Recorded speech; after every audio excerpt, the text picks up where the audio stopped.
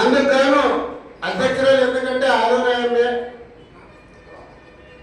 అక్కడ మా శివప్ప గారిని నాయని మా కార్యకర్తలకి న్యాయం జరగడం. ఎందుకంటే అక్కడ కూటమి ఎమ్మెల్యే బీజేపీ ఎమ్మెల్యే వాళ్ళ కార్యకర్తలు బాగా నిండుగా ఉన్నారు. మా కార్యకర్తలకి అక్కడ ఎక్కడ న్యాయం జరగలే.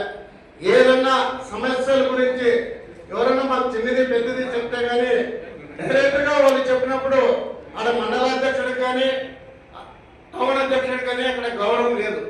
ఎందుకంటే మా కృష్ణమతిని ఎంతో ఇది చేసి అక్కడ మన కార్యకర్తల్ని మన పార్టీ నాయకుల్ని కాపాడుకోలేకుంటే టౌన్లో కానీ వైఎస్ఆర్సీపీ బలపడుతుంది తప్ప మన కూటమి బలపడదు.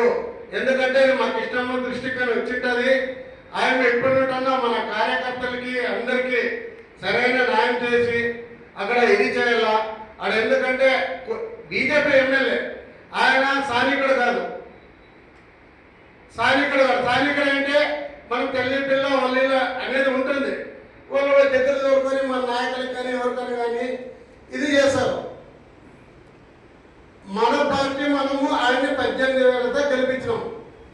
మన నాయకులకు కానీ జిల్లా అధ్యక్షురాలు అక్కడ ఉండే ఇప్పటికీ గ్రూపులు ఉన్నాయి, 5-6 గ్రూపులు ఉన్నాయి. ఆ గ్రూపుల్ని ఏకం చేసే బాధ్యత ఉంది మాకు ఇష్టం.